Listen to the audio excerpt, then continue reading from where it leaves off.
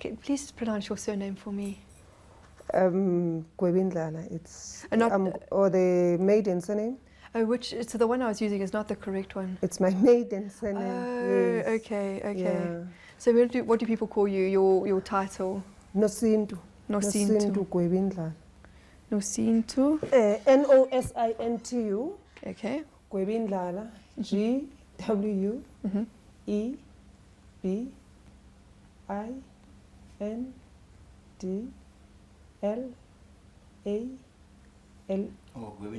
Gwebindlala. Yeah. Okay. L-A. Yeah. So that's Nkosi Nosintu Gwebindlala. Nosintu Gwebindlala. Okay. So. Okay. Hey, I'm here with Nkosi Nosintu Gwebindlala. I'm saying it correctly. Yeah, you're saying it correctly. Thank you for giving us your time. Perhaps if you could start by yourself saying your title, your name, and the community in which you're serving. All right. I am Nkosi Nosintu Gwebindlala. I am from Elliotdale, Eastern Cape, and Bashe local municipality, and Amatole district municipality. Elliotdale is regarded as one of the poorest towns in South Africa. I serve under Jalamba Traditional Council, which is also in Elliotdale. I am a deputy senior traditional leader for the Jalamba Traditional Council, but my husband is still alive, so I'm deputizing for him because he's still busy somewhere else. And yeah. Okay. And how long have you been deputizing for your husband? It's my 6th year this year. Yeah. And how long has he been in his position? My husband has been in this by birth. He was born as a chief, and then he's also working as an attorney.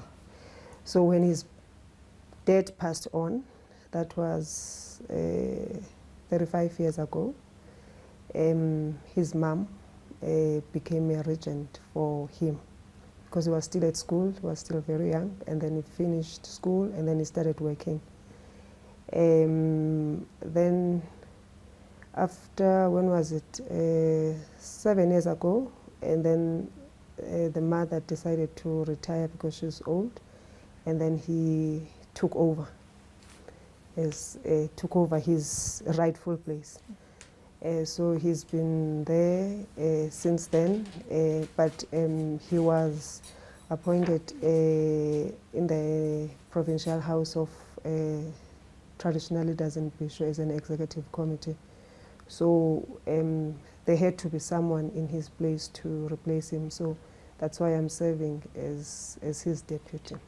And were there any barriers to you serving as his deputy, and before that to his mother serving in that place? There'll always be barriers, depending how you put it, because traditional leadership is always viewed as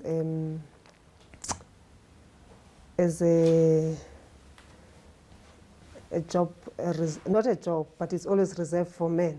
Like it's there's that patriarchal, I don't want to call it a trend, but you know, people, society always think that the job is reserved for men. It can only be done by men. So that's the first challenge, because you get different perceptions from different people. So your royal family can say, no, she can lead. But the community that you are serving, because the barriers don't really emanate from your really royal family, they emanate from the community that you are serving. So you still get those societal barriers to say, oh no, we can't be led by a woman, what does a woman know? And yeah, so that's barrier number one, your community. Your barrier number two, it's still patriarchal, because you get to serve in an environment which is male dominated.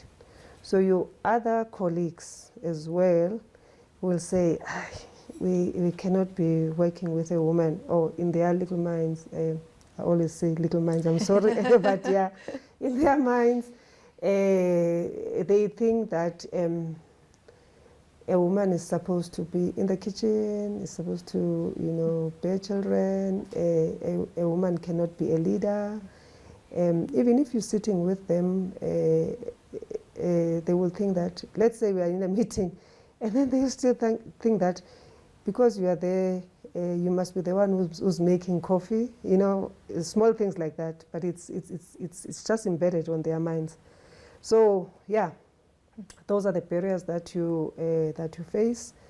Other barriers in stakeholders as well, like it's like, okay, there will be a chief coming, and they also expect to see a man. So wherever you go, when someone talks about a chief, a traditional leader, everyone expects to see a man instead of a woman. So those are the main barriers that we face. But I think with time, they are changing. If I can give you an example, my mother-in-law, who was a regent for my husband, she's been a regent for 30 years. So, which means my community had evolved maybe 30 years ago without them really knowing that they are moving, with the times. But, for them to say it's okay, for a woman to lead, because that decision is taken by the royal family, but it has to be endorsed by the community as a whole. So if the family says you can lead, but the endorsement must also come to the community to say, okay, we are okay to have a woman leading us. Yeah. But they've had that experience. Yeah, they've had that experience without them not necessarily knowing that, they are moving with the times, they are making history. But they were not aware. Only now that they know, oh, really, we made history, to 30 years ago to have a woman leading us. Yeah. Okay. And so do you work with other women traditional leaders? Is there a network between you as women? Yes. There's so many. These days we've done so many things. I think you've seen quite a lot of young women and educated women, if I can put it that way. Because the other barrier that is also, just to go back on barriers, is that people always think that traditional leaders never went to school, right? So that's another barrier. So the young blood, the new generation now, we've started to form networks of women. Like we have WhatsApp groups. I've got about 2 groups here which are called Women in Traditional Leadership, where we share a lot of experiences, a lot of challenges. How do you resolve such and such an issue? How do we overcome barriers that we are faced with as women in traditional leadership? So we've got those networks, which I think they are working. They are working very hard. And also, the Department of Traditional Affairs in the Eastern Cape is also trying, to encourage those kind of networks, that not necessarily women, but networks for all the traditional leaders, so that you can be able to share experiences, benchmark, share best practices. Yeah. Would you say that at the provincial level they're trying to encourage or support women in any way? You're saying they're encouraging networks, but... They are. Our Eastern Cape, yeah. I don't know, maybe it's because most of the senior managers there are women. I don't know, I'm thinking.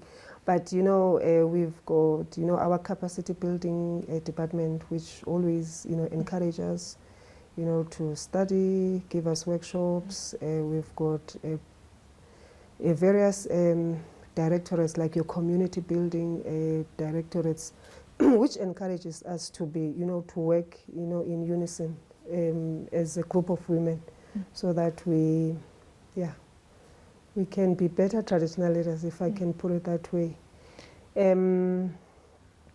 Me and Nkosi Jumba, we have just finished a course with the Stellenbosch University now. That was just before COVID, a year before COVID, yeah, which we were encouraged by the Department of Traditional Affairs that we must do. It's called Women in Traditional Leadership, which is quite interesting. No, it was not in traditional leadership, Women in Leadership, and which has a variety of women leaders, network of women leaders from all spheres, and we were lucky to be there as traditional leaders. Actually, our mentor there was like, "Oh, this is the first time in my group that I've had traditional leaders, in women in leadership." It's offered by the University of Stellenbosch. I think it's called Get Smarter, whatever, but yeah. So we did that course. It was an online course, and then we shared our experiences, and also we learned from other women leaders, because the whole issue here, as you had said, you said you deal with governance. It's about governance and barriers that face women in any form of leadership. Very interesting, sure. Were you the only two traditional leaders at this course? We were four. But there's only two passed. Okay. It's a very difficult course. Okay. Yeah. So it was yourself and... No, Nkosi Jumba and Nkosi Ngonyama and another Nkosi Gama. Okay. Okay, very interesting. So can you tell us a little bit about what are your roles and responsibilities as a traditional leader? You really do not have a proper definition, because it's everything, if I can put it that way. Everything in your community, every social challenge, every social ill, everything that happens in communities, it's your responsibility. It's your service delivery issues, though you don't work for municipality, but it's your responsibility, you understand? So it's a bag full of responsibilities. In Xhosa we call it galele bayin, like you're throwing everything in a bag. So it's everything that involves community, that's your job. So you can't say, this is not mine. It's gender-based violence, it's your responsibility. It's poverty, it's your responsibility. How do you alleviate poverty? It's your responsibility. It's community development, it's your responsibility. Youth development, people without identity documents, it's still your responsibility. SASSA grants, the 350, which is a headache, it's still your responsibility. So everything that the community is experiencing, be it's something proactive or not proactive, but you still have to, find solutions to the problems, because especially here in the Eastern Cape, people still believe in traditional leaders. So even if you don't know, someone comes with a problem, you have to go to the Department of Social Development and ask for advice or refer the people to those departments. So anything that is community related, it's your responsibility. Sure. It's impossible. huge. It's impossible. Yeah, it is impossible, very impossible. And maybe I might sound controversial, but it is the truth. And then you get a government that has 2 kids. The department, Cocta has 2 kids. He has got municipalities, and then it's got traditional leaders. So, and then Cocta, when they allocate money more to the municipality side, your ward councillors, which are people that are working with communities for 5 years. I mean, 5 years is nothing. And then you've got your traditional affairs, which never has budget. I mean, we don't, even the pen, I buy it myself. even if there's a child who doesn't have food, because they came to ikomkhulu, which is the royal home, you have to take it out of your pocket. So you've got that imbalance, from the government to say, how do we, how do we balance that? Because the government spoiled it completely. So they took out all the powers from the traditional leaders and gave it to the municipality officials, which are there for 5 years. And another thorn is that, so your ward councillor, you would have someone called a ward committee, and then they get paid. And then a traditional leader will have a traditional leader, because I'm a senior traditional leader, so there are junior traditional leaders reporting to me, which are called headmen, right? At least they get paid, though it's not a lot. But beyond that, you've got people called sub-headmen, which are similar to ward committees, which they don't get a cent, 1 cent. And those people who are called sub-headmen are the people who work very hard, because you, on top as a senior traditional leader, you don't know, operational items within your administrative areas. Those people are the ones that know, and they are community elected, because the community elects the sub-headmen. It's not. They are not born as from the royal family, but they select someone that they trust, that this is a leader, and then he can be a representative of a traditional leader. So you get challenges like that, which sometimes we don't know. You've been asking this person to do this and that and that and that, and then you know that he doesn't get a 2 cents. Out of the little that you have to try and spare, at least give him airtime, and most of them are unemployed. So, yeah. And does the ward committee work with the sub-headman? There's a big conflict. I'm sure every traditional leader that you come with will always say there's always a war between a ward councillor and a traditional leader. But we try, because at the end of the day, we're working for one community. Be it you've got the purse, and I don't have the purse. You understand? So, but the person that we are servicing is one, which is the community.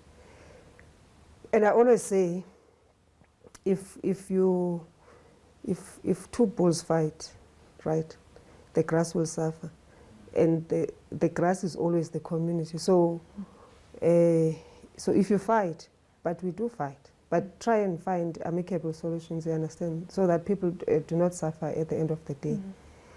And now what happens is that, and then we've got challenges like ward demarcations, the demarcation board and whatever. So you find that in your administrative area, it has been divided into 2 wards, right? And 1 chief, but 2 ward councillors. That's an administrative, I don't know if I call it challenge or whatever, but or administrative headache, I think. Yeah, that's the right way. So this councillor is more powerful. This one is not powerful. This one brings houses, roads, don. And you'll find that it's across the street, it's another ward. This side of the street, it's another ward. So neighbors are 2 different wards. So this one is more active, and then he's more powerful political, and then he can bring all the service delivery issues. And then this one is not, maybe is from an opposition part, I'm just saying. And then, so you find people are comparing, this side has got electricity, this side doesn't have electricity. So you have to be in between those fights and try and mediate. But how do you mediate without, if you had money, for example, you say, okay, if we were given money as traditional councils, it would be better, because you could solve all your problems, because those people are yours, and you've been there by birth. You'll never go away. You're there for life. So those are the things that we are facing.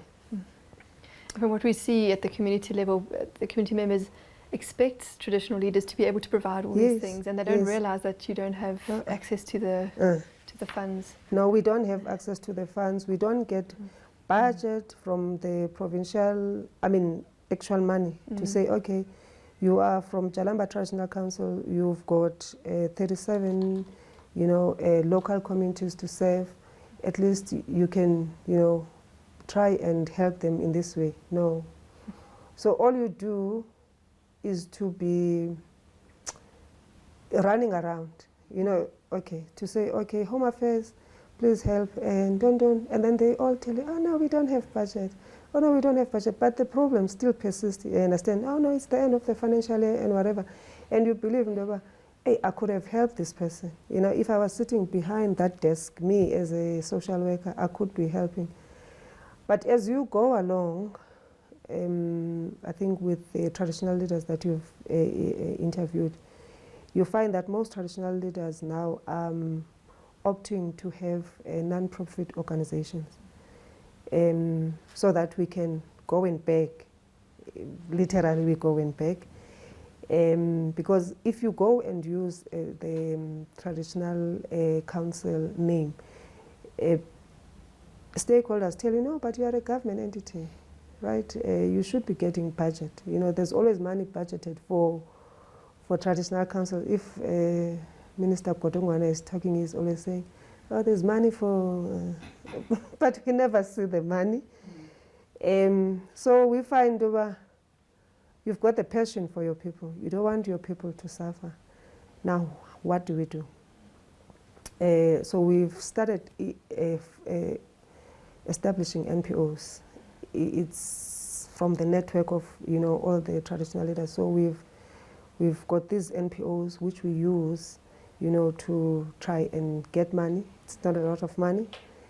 And then try and help people. If not money, funding, because after COVID, funding is very difficult.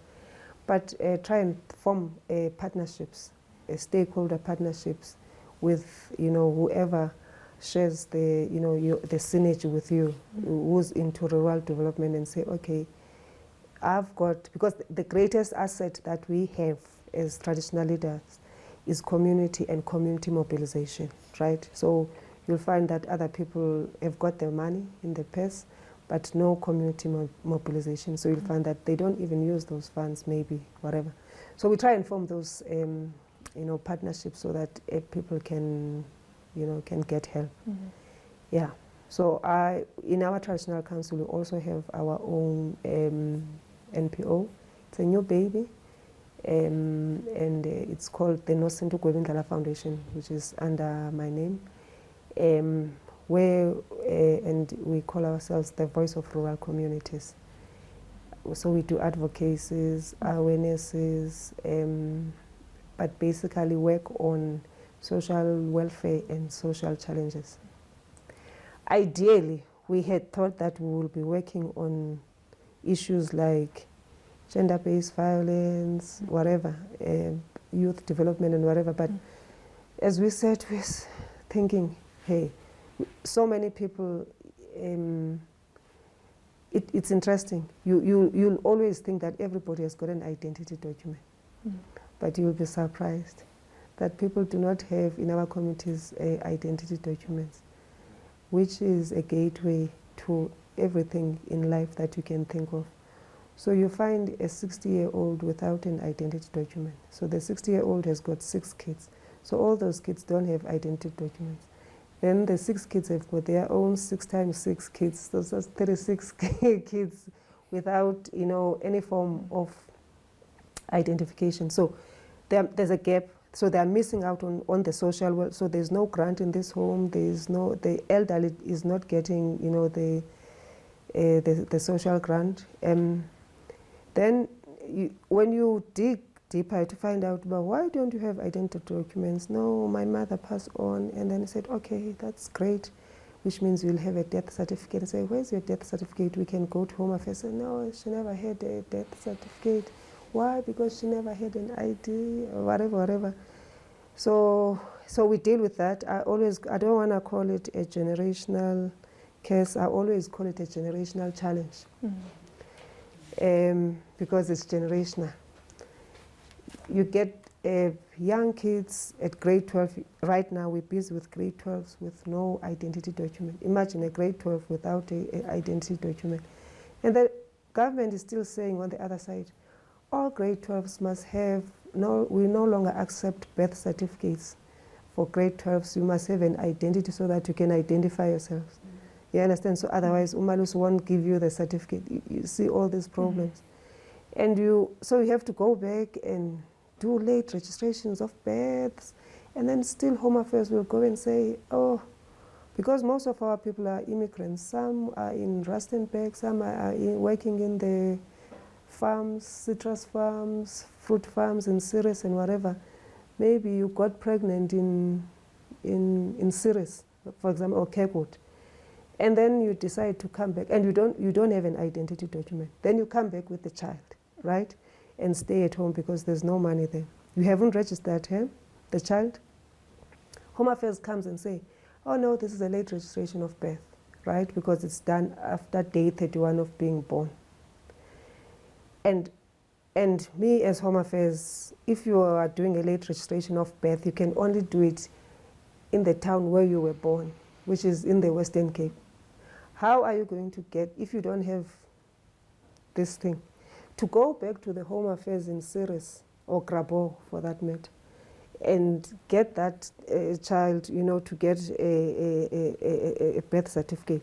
So we're sitting with all kinds of social welfare and social challenges, or maybe the husband was in the platinum mines in Marikana or whatever, and then they come back, or the husband is no longer there, so the mother comes back with the kids.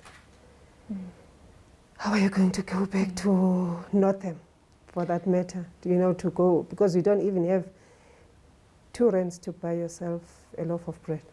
So those are the challenges that are there. So we try and help in that regard. So our foundation in our traditional council deals mainly with those things, because we found that, hey, this is the most serious issue that we have right now. So you were hoping to do sort of advanced development things, but in fact you had to start with from the grassroots, with identity documents. Yeah, that's what I do every day. Sure. Every day I do identity documents. I'll show you now. I think I've got a document every day. I get calls. My identity document, don't. So I get... And this is purely government work. So I will get something like that. For example, you see, I've got people's ID documents here, whatever. And then I write queries, and then I say, okay, don't cancel. It's a smart card. What's wrong? Whatever. So Home Affairs knows you very well. Oh yes, they know me very well. They know me. When I enter on that door, and then they say, oh, here's Mama Nosintu with all her social welfare challenges. But linked to that, because Home Affairs is the first stakeholder on any community, for that matter, be it's a poor or a rich community, that's the first stakeholder. So if that problem from Home Affairs is not sorted, which means that person cannot go to social development or SASSA for that matter to access the grant. So it's the most foundational piece of the puzzle. Yes. I haven't asked the others this, but maybe you can speak to this. How much of this has to do with the legacy of apartheid? And we were talking in the car about this being the former Transkei, the areas. Is that part of the reason, do you think, that these areas are struggling? Yeah, you can't rule it out. Yes, you can't rule it out.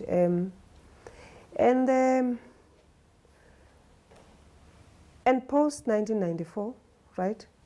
Sometimes you say sometimes it was better during the apartheid. I always say that. Don't quote me, but I always say that, because sometimes you find that things were better apartheid time. Now we get into democracy, and government is riddled with corruption, right? People are lazy. Government officials are lazy. You get there, there's no one in the office, they don't want to work, or there's no electricity because Department of Public Works hasn't paid the electricity for that department, and they're just sitting. What else can they do, really now? Because if you get there and then you say Home Affairs, they said, no, ma'am, we don't have electricity because Public Works hasn't paid our account. We don't have water, and everybody has got a right. We don't have water, so we can't be working in an environment which is not, especially now during COVID. Yes, we struggled. The rotation, the people that are supposed to give service are not in the offices. You get there and then you say, no, we are working on rotational, 1/3, don't, all these things. There are no people in the offices. Primarily, rural people believe in offices. You know, you want to go and see someone. Ne? And then they used to come before COVID, you know, departments, you'll go and rope in departments and say, okay, come to my community. Rope in social development, SASA come, you know, come and register grants, Home Affairs come do new IDs and whatever. And during COVID, no one wanted to go to our communities. I don't know if we were COVID, we were the ones with COVID, or I don't know. But anyway, those were the challenges that we had during COVID. And then there was this hygiene thing where people had to stand outside. I mean, you still see people, old people, it's very cold. The building inside is empty. There are officials working. I don't blame them because the, what do you call that, has just been scraped off now. Disaster Management Act says there must be 2 people inside, you know, the building. But you see old people, sickly people sitting outside. And COVID has just shown us something that the government was never ready, because if there were proper shelters, you know, within government departments to say, okay, this is the, like here you say, okay, this is a sitting area. But there are no sitting areas. It's outside, even if it's raining, you want to go to Home Affairs, you want to go to SASA, you want to go to the post office. But you want your money, you want your 350 because that's the only money that you have. You'll stand outside, you understand? So, yeah, so it's a combination of everything, but more than appetite, I think it's becoming worse. And the responsibility still lies with the traditional leaders. Mm-hmm. Because you'll always hear,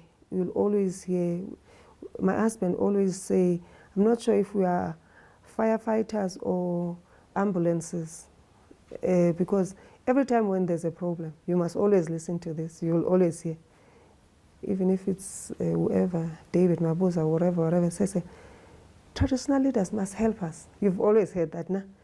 We appeal to all traditional leaders that they must help us and whatever. Hey, during COVID, we were in for it. So how do you help? Yes, we want to help. We really want to help because those are our people.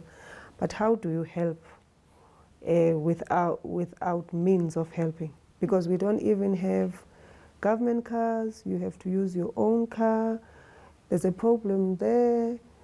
You don't have a travel allowance. You put in your own diesel. Today, diesel is 23 rands per litre. Your communities are so scattered. Mm-hmm. Now, we use from our own funds, from the little money that we get from the government. But you still have your family. But you still have your bigger family. That is your community. That depends on that stipend. I don't even want to call it a salary because it's a stipend. That depends on that stipend. If an old granny comes and say, I want to go to Home Affairs, but you know that she doesn't have money, what do? You take out from your pocket and give. Mm-hmm. Mm. So can we talk a little bit about specifically the area of violence against women in the communities? And I wanted to ask in the first place around intimate partner violence, so violence within the home. Mm. Do you deal with cases like that? Do people come to you? Mm. And how do you deal with it? What is your response? And how do people even approach you when they have these problems? Mm-hmm. It's a very difficult situation. It's there. Everybody knows that it's there. Firstly, when we grew up, or society, that's how people are raised. That's where it starts. It's all over. you can beat a woman anytime, so there's no, I mean, it's, yeah. Now, you get serious cases like that, but you have to provide some sort of advice, counseling, support. If that person has finally decided to come and tell you that it is happening, or you can see around that there is something that is happening, at the same time you can go and ask, but it's seen as like you are meddling into the affairs. You know, that's how GBV, it doesn't matter if it's traditional or whatever, but that's how it is anyway.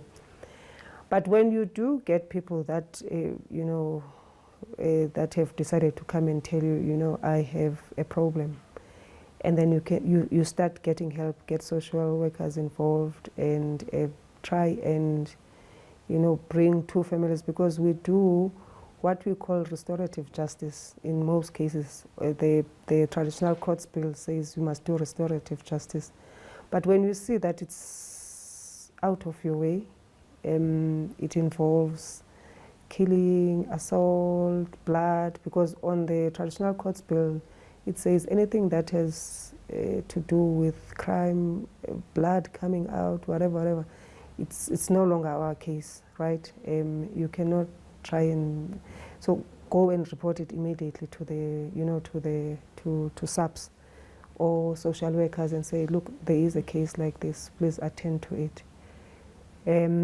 So we do all those kinds of interventions and try and help where you can see that maybe it's not so advanced. It can be, it can be, you know, you can talk to them and say, though we're not trained psychological, but you become trained to give psychological help with experience, okay? So and try and counsel the person, but if you see that it's not taking shape, then we do referral services to say, okay, go and see, call the social work and say, no, I've got a case like this. Police, I've got a case like this, please come and assist. They come, but for sure, some cases just disappear out of nowhere. You follow up and say, okay, what's going on? And then you don't know. I've got a case, a very serious case, for example, that 3 women assaulted another woman, ne? Because that woman was going out with another woman's husband, right? So women against women violence. And they did all sorts of things to her. Anyway, so we referred it to the police, to us, whatever. But the other thing that becomes a challenge is how investigating officers take the statements, right? And then the dockets go to magistrates' courts. Then NPA reads the docket and finds that doesn't jail, right? Okay. In their own way, it doesn't jail, but it has happened. And 1, 2, the case goes into court, and then the prosecutor says, no, I'm dismissing the case based that there's no evidence. And the investigating officers will find that they also have a challenge because they just write whatever, but they never come, you know, do proper investigations to us. You'll find different challenges. No, we never had a car, and you know, but you say to them, I was there, you know, as the traditional leader. You could have called me, and, you know, yeah. So those are the things that we face. Okay, and this is, I mean, I was asking you about violence in the home, but this could also be for cases of violence outside of the home, so in cases of rape and so on, the same thing happens. Yes. I guess. So this might be a difficult question to answer, and you don't have to if you don't want to, but if you think about how the traditional courts functioned in the past, let's say 30, 40, 50 years ago, where they had more power. They had more power. Was that better? 100% better. 100% better. Because it's very interesting. One day when you have time, maybe you should come and listen to, you know, how traditional courts work. We normally have our traditional courts on Sunday, on Sundays because people are not busy. Normally Saturdays most are reserved for funerals. Weekdays people are busy, whatever. So we always have them on Sundays. And very interesting. I was quite shocked as well, you know, to sit and listen how these people, without them being trained from experience, how they prosecute, you know, and how, you know, how they wrap up the case. Very experienced. You'll be surprised. But if we were to be given, long before, we even had sheriffs, né? Like, for example, if your cows, they went into my garden and ate all my mealies and whatever, and you don't want to pay, and then you would send our local sheriff and subpoena you and then serve summons, and then we say, okay, we have to pay back by a cow, you know. That's the biggest thing that we find, a cow. That's the biggest. And then we used to have all those things, you know, like our own sheriffs and everything. But these days, everyone wants to work for something. It's understandable, right? If you have a local sheriff, how are you going to pay that sheriff? Mm-hmm. Because he must go. Because by then they used to go on horseback and, you know, mm-hmm. go and serve summons, whatever there. But now, how do you send someone without compensating the person?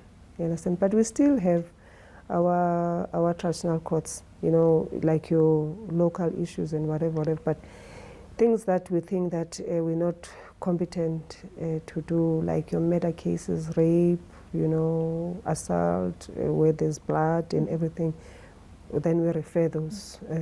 So I understand that today those cases have to be referred, but do you think in the past that the traditional court had the ability to deal with those, even those cases?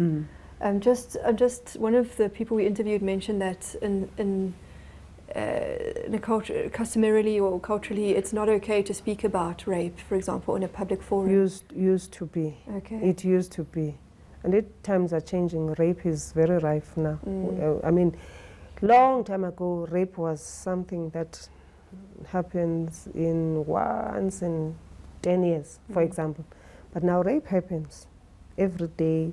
There are taverns, there's young people, they are drinking, there's drugs even in the rural communities. So rape is very, very rife, you understand?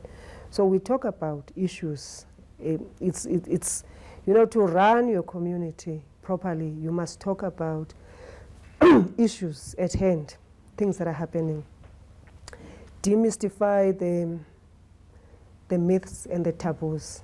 Find ways to demystify them, and because really people wouldn't talk about rape. It was like something that you know, but it's happening. We used not to talk about gender-based violence because you know, if your husband beats you, right, it was happening within your house at night and whatever. You can't be telling people that you've been, you know, beaten by your husband. You'll have a swollen eye and then you say, no, I bumped myself into a door, you understand? But it's happening, right? It's happening, and we have to talk about them. So it's also our responsibility as well as traditional leaders to make people aware about, you know, such issues, make people to know that it is right to report, right? Make people aware that even if you report, as the traditional council, Ikomkulu, they must have that trust that it's confidential. Because the other thing, it's confidentiality. People don't trust that the information will stay within, you know, within you. So, yeah. So those are the things, and also violence happens amongst youth as well. So let the youth know that these things are happening, and what do you do if these things are happening in your communities, so that your communities become not necessarily safe, because they can never be safe, but best possible, you know, places to be safe. You can still sleep without locking your door. It still happens in my village, but in most villages it doesn't happen. You understand?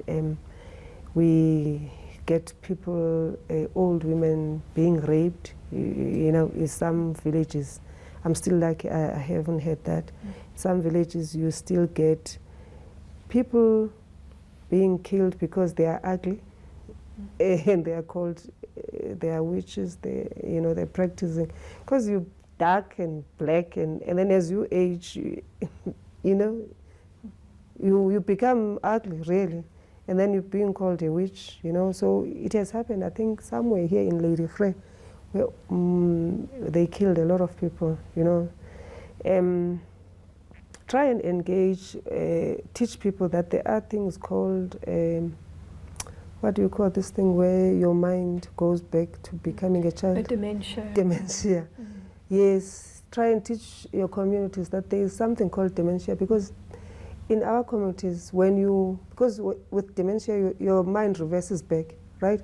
Then you talk about people who are not here, who were never here. I mean, talk about someone who died 30 years ago, and you say, where is Banban? Oh, you know, Banban. And then people said, yo, she's a witch. So you killed that woman. So that's why you're talking about them, because you are seeing them. There's something called Istunzela in Nkosi, but it's like you died, but you're still dead, but at night you can work for me. Don't you have them in your villages? I don't know how you call them. At night they can be your people working with you. Yeah, but yeah, so we have to teach people about that. Those are the things that are there, because when you get old, you can get dementia, and then you can start talking about things that had happened in the past. That doesn't mean that you are a witch. You understand? Yeah. So it sounds like it's an area of education. Are there formal programs or projects that you have around education with the community, or? You have to be very creative and very resourceful, as I said, because you must think, what can I do? You understand? What can I do to teach people about dementia, for example? You know, start thinking. So the more we are not given money, you know, to work, the more we are becoming creative, because you start thinking, okay, how can I help? Because I want to help. How can I help these people? And start looking at ways of how to help people. Partnerships, for example, you know, if you know, you say to someone, you know, if you know anyone who can come and say, okay, no, here's my community, please come and train them. So that helps. It helps a lot. Okay, so you bring external groups and like NGOs and come and do training. People, like, anyone who wants to come. Okay. And are you involved at all with sort of the initiation rituals or the virginity testing and so on, and mentoring through that? Initiation is one of our, I would say, main responsibility. It happens twice a year, you know, with us in the Eastern Cape, and it's one of the thorns, because boys are dying. So I'm the female traditional leader, right? I'm a senior traditional leader, so which means the accountability falls into me regardless. Initiation, be it I'm a woman or I'm not a woman, right? If there are people who die, young boys who die in my area, they will still ask me. But there are things that, as a woman, I'm not supposed to know. You understand? But you have to be creative again in that way. Like, I still have my husband, but I work with, you form committees, men committees, and say, I always say to my community, I've got these men who will be monitoring the initiation time. But if you don't do what we are supposed to do, right?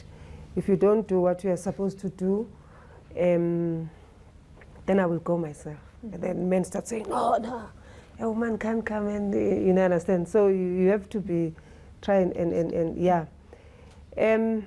So there are different issues as well, not because they are dying, but it's not a responsibility per se of a traditional leader. That is a responsibility of a family.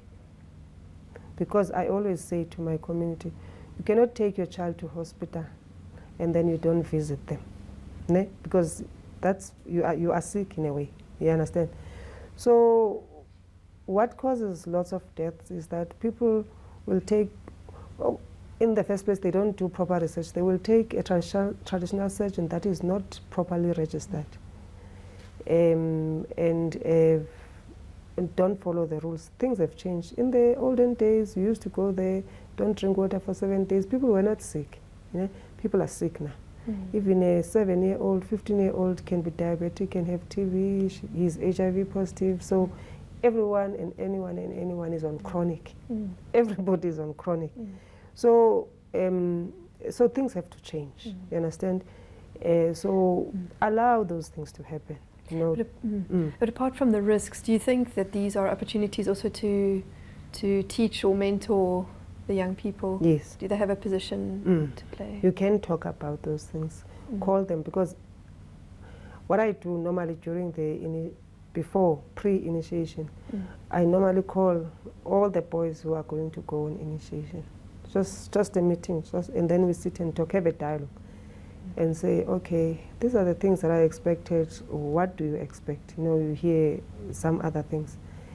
So talk about these things, and then you call the boys that are going to go on initiation, plus the parents, plus the traditional surgeons, plus the traditional nurses, right? You understand? Okay. And then have a dialogue. Okay. Yes, talk about things that are that you want your community to achieve. Let's say you say your objective number 1, we want 0 tolerance on deaths. So how do we get there? Okay, understand. Just a bit of a change of direction, and we're close to the end here. When there's elections, like the local elections last year, do you have any role to play? No, we don't, because we're supposed to be objective. Okay. Right? So, okay, you still get traditional leaders who are attached to certain political parties, right? I don't believe in being I don't belong to any, for that matter, because I want to be as objective as possible. So if you come to me and say, I'm UDM, I'm ANC, I'm EFF, I'm whatever, ATM, whatever, I must be able to give you the platform to do canvassing as possible. Because if I'm politically orientated, I'm going to be biased.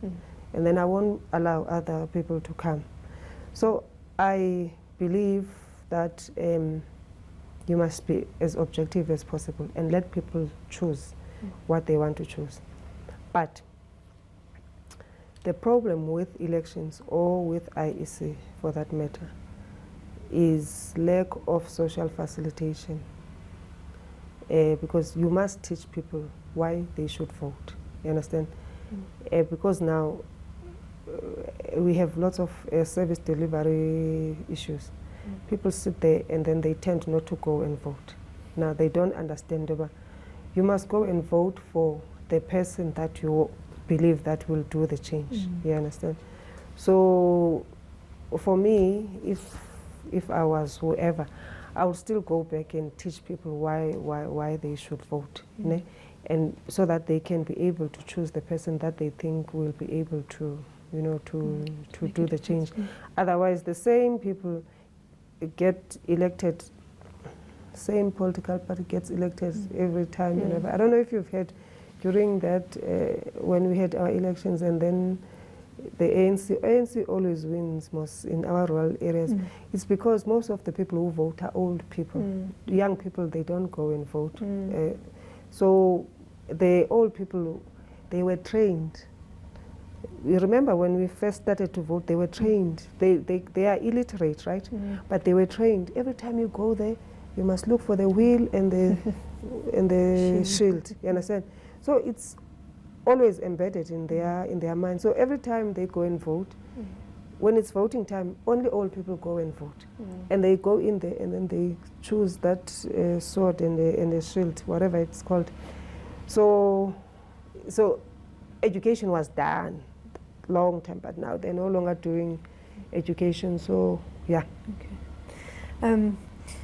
We were interested to understand how the institution of traditional leadership has changed over time. So this is the final question. So could you say, how is it different now than it used to be? What are key differences?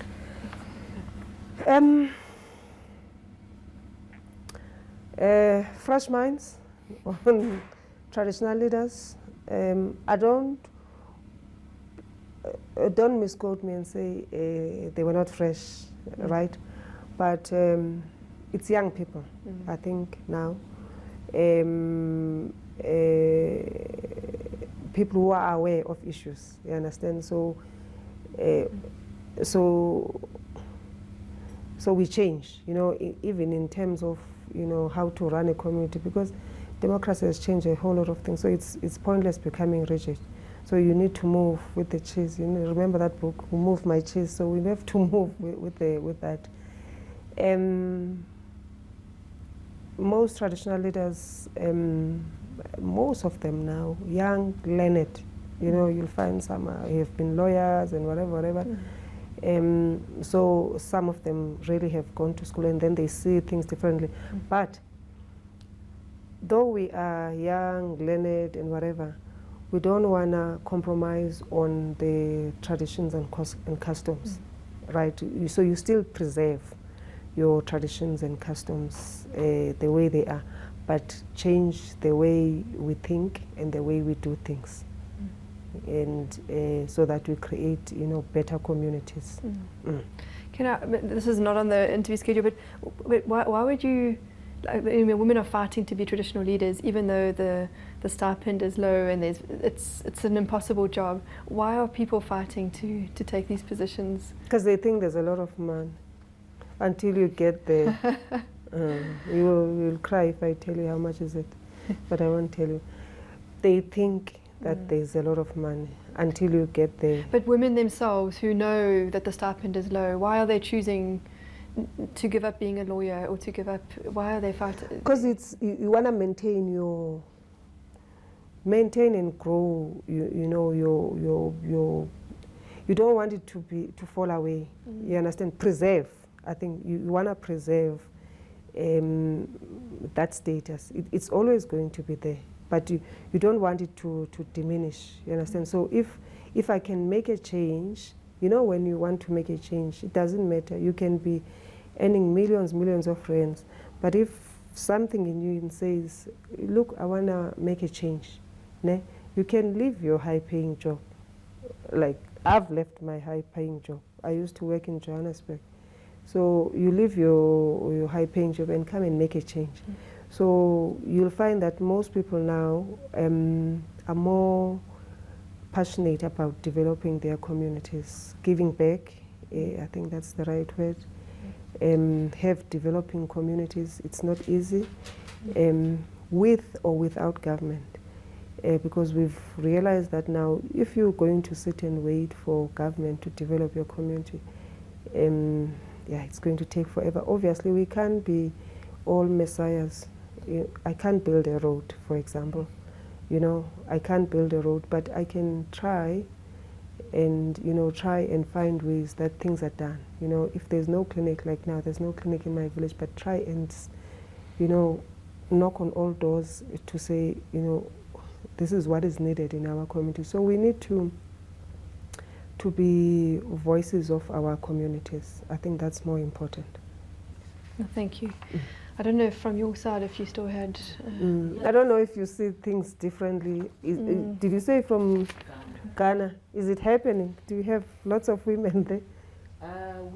We have very few women chiefs, but we have the position of Queen Mother, which is... it's okay, I'm here, so I've got the microphone. I don't want to look in Oh, okay. oh, you're right, okay. into the camera. I'll sit on there. Can just, I'll sit here. what is it? Okay. Yes. But yeah, and at least in your case, you receive something which is very tiny from the government. But our people, Ghana, they don't receive anything. Oh, really? Male, female, there's no... Nothing. There's no... So some chiefs have power because their communities maybe have gold. Gold, yes, yeah. Timber, so that's how they have their status and power.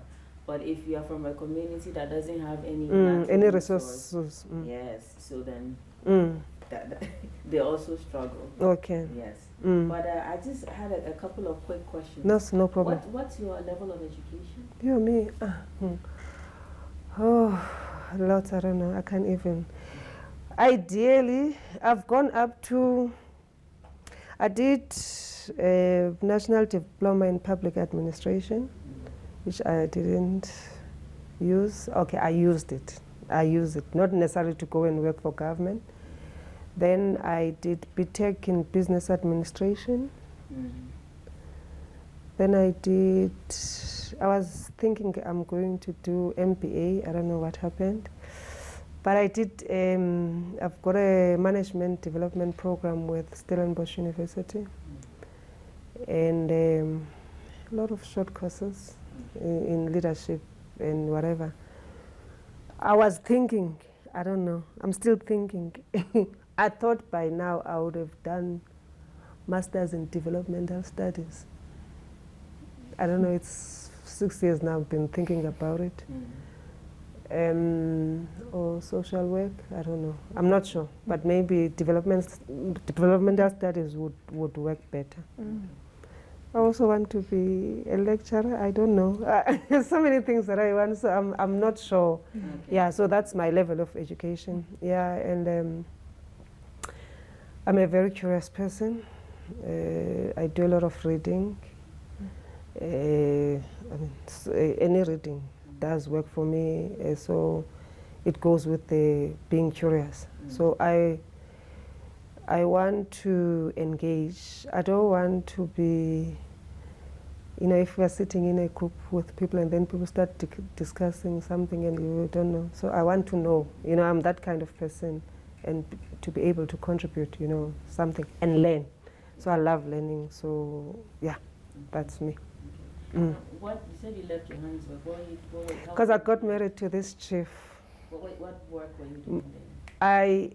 By profession, I am a retail analyst. Okay. So I used to work for those big chains. I am, I don't know if you're cognizant of retail jobs. I'm a planner by profession. Sales forecasting, budgeting for, for all your big stores. Yeah, so that's what I do. That's what I used to do.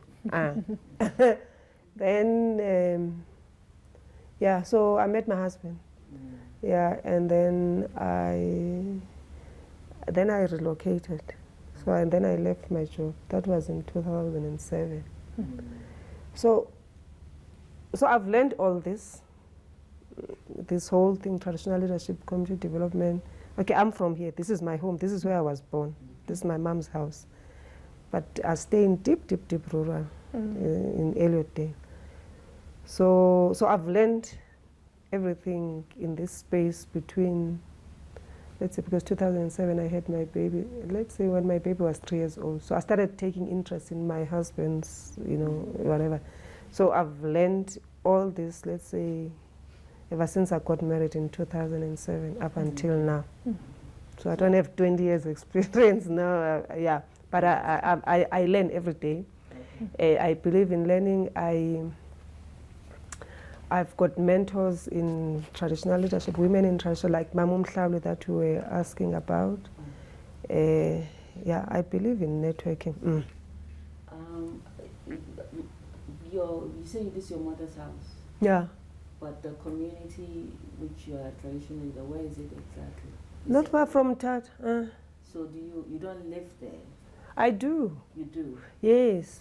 I live in, when I'm in Amtata, I've got 2 households, one in Amtata and one in Elliotdale, where my mother-in-law lives, where our offices are for the Traditional Council. So I spent, I don't know now that diesel has gone up, but maybe I spent 3 days in the rural areas, 2 days in town, or vice versa, whatever. Okay. And then finally, you said that there are things that you're not supposed to know as a woman. So like the initiation, you're not supposed to know. Are there other customs in which as a woman traditionally that you're not? No, it's only that one. But let me give you something. On initiation, there is a place for a woman, right? But up to a certain point. Because a child, when the child wants to go into the initiation school, the first person that the child will tell is the mother. Did you know that? Yeah. The boys, most boys are close to mothers. The boy will say, I want to go to a to an initiation school. And then it's the mother's responsibility to tell the husband, to say, okay, the child wants to go to the initiation school. So the first part of initiation, because it's got stages, the preparation side, making sure that your child is 18, making sure that the child has got an identity document, making sure that the child goes and do the health assessment. If your child is sick, the father cannot know that this child is sick most of the times, but the mother knows. You know the natural instincts that we have. So the first part of preparations, it lies with the mother. The dad takes care of other things, to find a traditional surgeon, but you still have the say to say, no, this is not right, né? Until that day when the child goes in. So they go into the crawl, so they say your responsibility stops there at that moment. Before that right happens inside the traditional, what happens there, so you're not supposed to know. But we do know. You know, we know what happens there, but although it's something that is very taboo. But when from the crawl to the traditional hut there in the field, you still have the responsibility, am I right? Because you must cook as the mother. You must make sure you send the right food. You must make sure that the child, though you don't go, but you make means to know that the child has taken the medication, if he's taking medication. How is the child? Though the father will always say, he's fine, you understand? But you find your own connections to find out about how is the child doing, you know. But the other nitty-gritties which happen there, we know them. What are they, you know, that are being done? Because you have to do your own legal research so that you understand what is happening that side. Well, thank you so much. Is that all? Thank you so much. Okay, so do you have a lot of women in traditional leaders, that side? In Ghana. In Ghana? Well, we have many queen mothers. We have maybe women chiefs, maybe like the whole country, maybe 6 or 7.